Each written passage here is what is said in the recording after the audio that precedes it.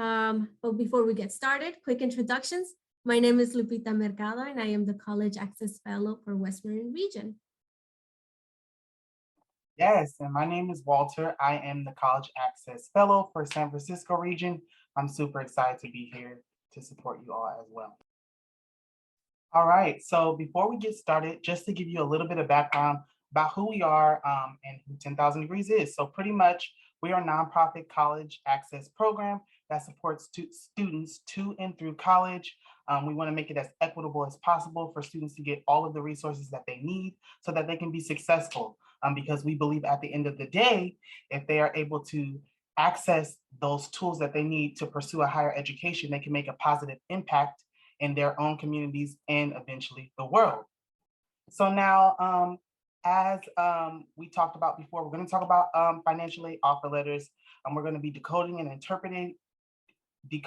interpreting what exactly an offer letter is, and also taking some time to compare different offers from different schools. That way you can actually get a tutorial almost of how you will be doing it for yourself. And then we're gonna go over a timeline of when to look out for certain things and some next steps. And lastly, we do want to tell you a little bit about our approach. We are here to provide you with as much information and resources as possible, but at the end of the day, it is your choice. The student and family, you know your situation the best, and so we just want to make sure that we're informing you as much so that you can make the decision that is best for you, and that way we can all celebrate and champion you as you step into this next chapter. Okay, so we're going to talk about the financial aid in college journey. So by now, you should have applied to college, and you should have applied to financial aid, whether it's FAFSA or California Dream Act. So you're going to need to continue submitting the required documents that are asked by the school. So make sure to check the student portals of yours. You should continue to apply to scholarships. And then you got college admissions or decision day, May 1st is what's coming up. You also have unofficial offer letters that are shared with you through the admissions, through your portal. And then you will need to commit to a college. So you got accepted, you have maybe multiple offers, so you will need to accept soon. And we're gonna, hopefully with these tools, you will have a tool to make it easier to decide on a school. Okay, but before we start, a couple of Q&As here. So what is financial aid offer letter? So what is it? So it is a document that lists the cost of attendance that is given to you by the school. So cost of attendance of the school as well as financial aid offer. So how much is the school offering the student? So when does the student receive this offer letters? So if the student is thinking of going to a 4-year school, it is not long after they get accepted. For those students who are attending community college, it is somewhere around May and June. It may depend. And where can the students see this offer letter? Well, like I mentioned, it might be in that student portal, or some schools do have a physical copy, so they will be sent through mail. So there's 2 options. Make sure to check both. Okay, and are they final? Are these offer letters final? Well, the student is receiving an unofficial offer letter. So it's not the final one. It's just what they may be offering at the time. So verification, missing documents, final budgets, and there's other factors that might change the numbers in there that on that offer letter. The student's final offer letter will be generated around June, July will be given the final offer.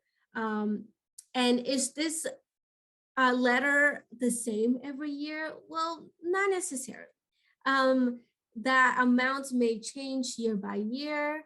Maybe you have income change or other things that other factors that might be changing can change the amount. So it's not necessarily the same every year.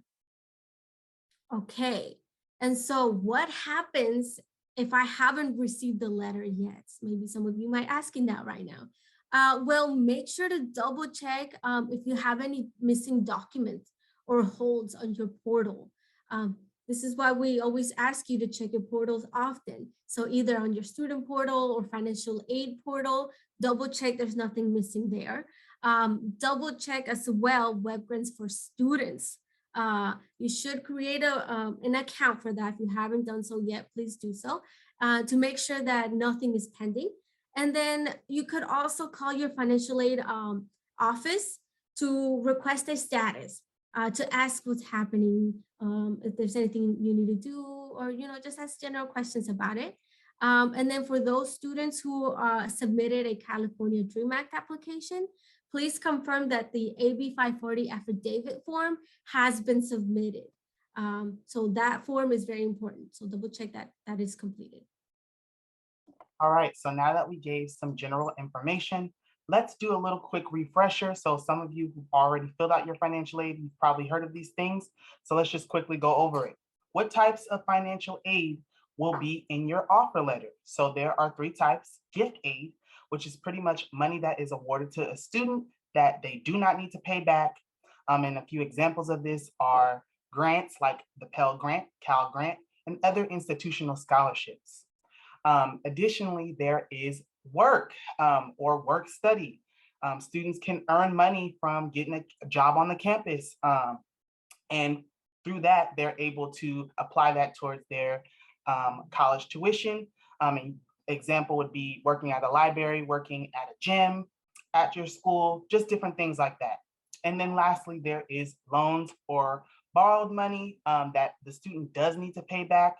And some examples of that are subsidized and unsubsidized loans. All right, so now that we've went over what types of aid there are, let's talk a little bit about cost of attendance.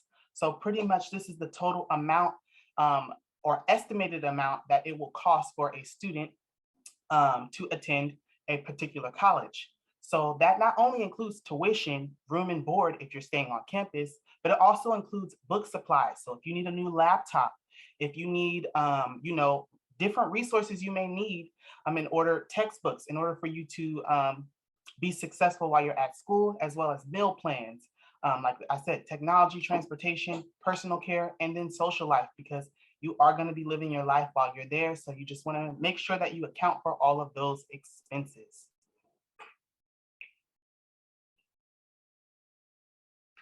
All right, so now that we took all of those components of what is in a cost of attendance, let's break down what are some of the different types of costs. So there is fixed direct costs, which is costs that are non-negotiable. They appear on your school's billing system. So pretty much you can't get out of paying for it. An example of this would be tuition. And then you have flexible direct costs, which are costs that can be reduced depending on a student's preference or circumstances. And those are usually appear from the school billing system as well. An example would be room and board. So if you plan on going to school far away, or maybe you plan on going to school and you want to get away from home and you want to stay on campus, you're going to have to account for room and board. There's also different meal plans, different rooms. You can get a single where you have your own room. You can get a double where you share a room. So those are different circumstances. And then as well, if you decide, no, you're not going to stay on campus, you're going to commute, well, you can eliminate that as a whole. Then there is flexible indirect costs, which are costs that additionally can be reduced, but they are based on your needs. And the school doesn't charge you for this, so this will be something that you have to account for on your own. An example would be transportation, personal care, social life, and etc. I do want to highlight one thing though. You may be able to create a scheduled payment plan directly with your college as an option. For example, some students, they may be paying out of pocket for tuition or room and board. And they may not have the money up front, but they can speak with the school and schedule a payment plan so that they're able to actually successfully pay that while they're in school. So just want to give you all that information so that you're not overwhelmed, because it can sound like a lot, But once we get into actually breaking down everything with the comparison tool, you'll be able to understand a little bit better.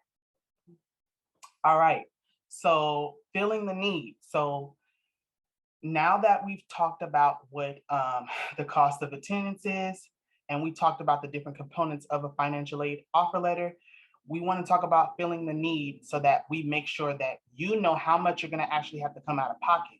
So that is going to be, vary depending on each student and as well as each college that you're going to be attending. So the cost of attendance at UC Davis may be different from the cost of attendance at San Francisco State University. So just keeping that in mind, but you're going to subtract the cost of attendance for that school and minus that from your financial aid offer.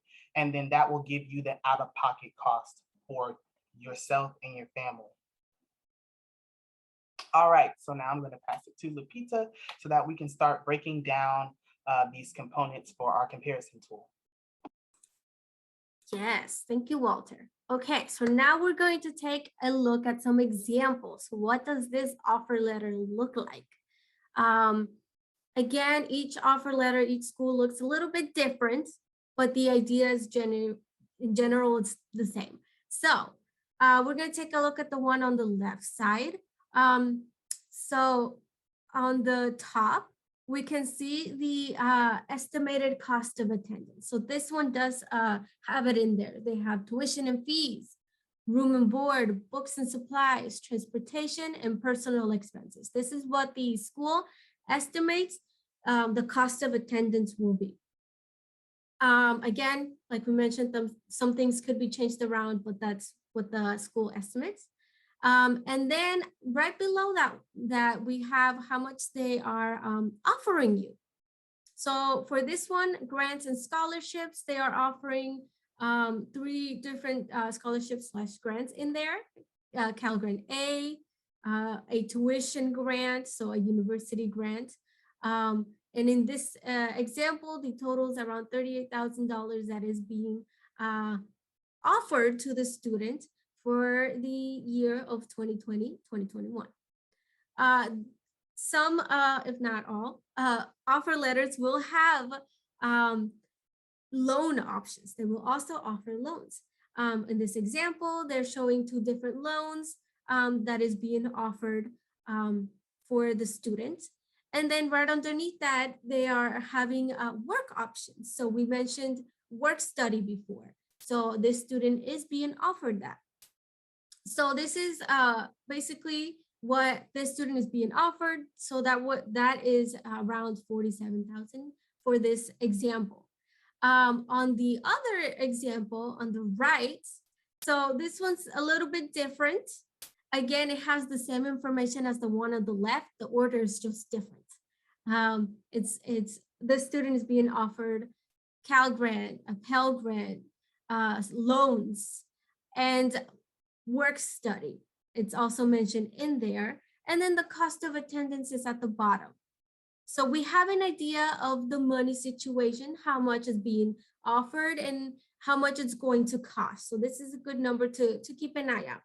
But now we're gonna take a look at 2 more examples now that to give you an idea of what other ones could look like. On the left side, we have Sonoma State. They have their cost of attendance on top, basically the same idea, tuition, housing, books, transportation, and then it goes down and has grants, scholarships right underneath cost of attendance. Then they are offering work study for the student potentially. So some of them are a little more difficult to read. So notice how this one on work studies has 0 in there. So that might lead to more questions. It's important to keep an eye out on that. Loans are also being offered on this one. But if you take a look at San Francisco State, they don't have the cost of attendance. So this one, you might need to do a little more research. You might have to go to their website and look it up and have it separately so you know what those numbers are. Because on this one, they're showing the financial aid that they're offering, but not the cost of attendance. So this one might need a little bit more work or a little more research. So now we're gonna put it in together and to show you what it could look like with this comparison tool. So right here, we have the comparison tool on one side, and we're gonna use the San Francisco offer letter. If you can see at the bottom, we looked up the cost of attendance for this one. So an extra step, right? That's okay. And now we're gonna show you how to plug it to this comparison tool we have. So using this example shows tuition and fees is $7,006 according to the school. So again, this was non-negotiable, none of that. And then room and board is $15,000, around $16,000. Books and supplies is about $1,000. Computer needs, if you need a computer, we add this one. This one, the schools doesn't offer it, but we add it because realistically you might need a computer or not, you know? So we add this one just in case. We have transportation. The school estimates that it's going to be around $1,000. Then personal expenses. Again, the school estimates that it's going to be around $2,000. So that brings the total cost to about $28,000 per year that you're going to need to pay. So now we're going to take a look at what the school offered their student. So according to this offer letter that the student has been given, they received a $6,345 of the Pell Grant.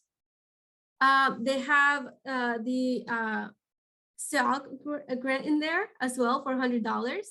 Then we have the Cal Grant, $1,654. Then they also received some tuition, some grants from the school, state grant or San Francisco grant. So that one might be named a little bit different, but it's a grant by the school. And then other scholarships. So you might have applied to other scholarships aside from FAFSA or California Dream Act. So this student received $1,000 for that. So that is a total of $50,000, 141 scholarships and grants. So this student still needs to figure out $13,000. But remember, they were offered work study. So we add those $4,000 for work study, but they still need to figure out $9,000. So this is when you can have a conversation with your family or figure out how much they can potentially help. So this student, their family can help them with $250. And then the student maybe decided to work while they're in school. So that's $100,000 that they can add to that. So the student still needs to figure out $7,755. So now we need to take a look at the loans that they were offered. Maybe the student needs to get those loans. So they were offered for the subsidized loan $3,000, $500, and then the unsubsidized loan they were offered $929. That is a total of $4,429 of loans. So now the student needs to figure out $3,306 out of pocket. So this is a conversation they can have on how to figure out how to get that money. So this is for a double room.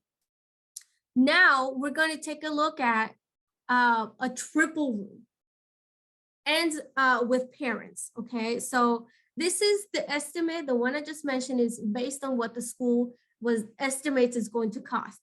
But like Walter mentioned, there's some numbers that can be changed.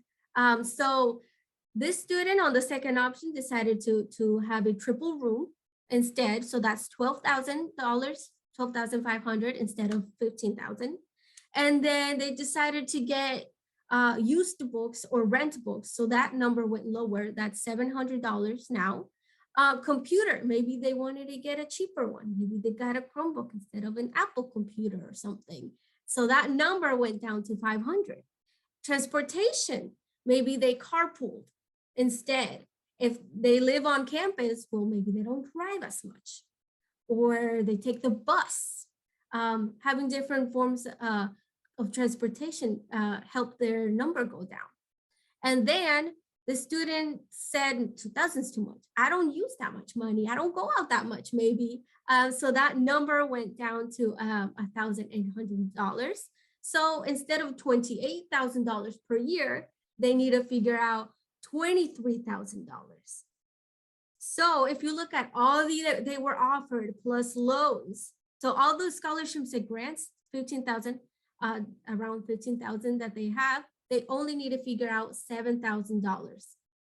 They were offered work study. So that means they only need to figure out about $3,000, $4,000.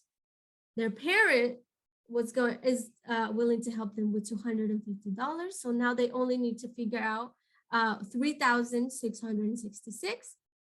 And since it's $3,000, this student decided that they don't need to take out both loans.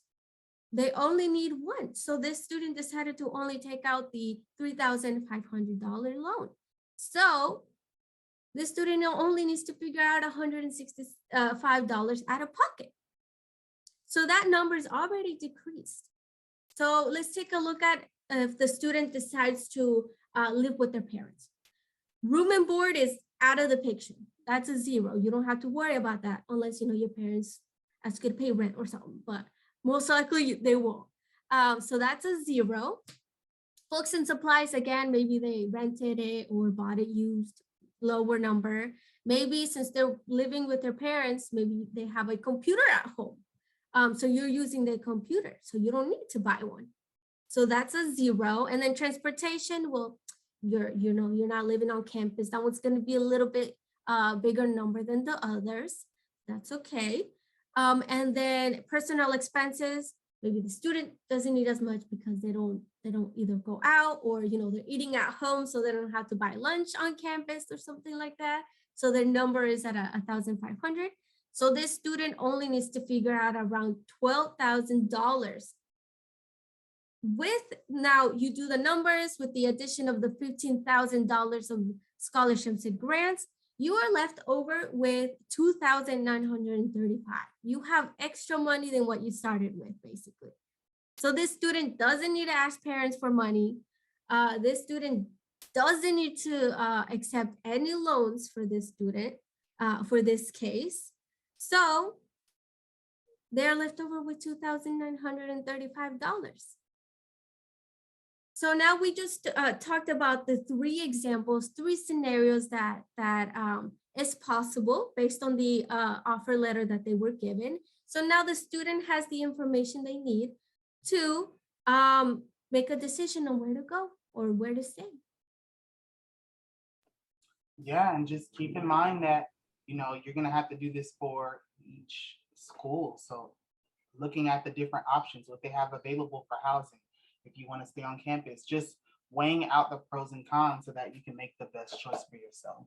Okay, so now that we've talked about the financial aid offer letter, broke it down, went over the comparison tool, if you have any questions, please feel free to put that in the Q&A section so that we can get to those questions towards the end of our presentation.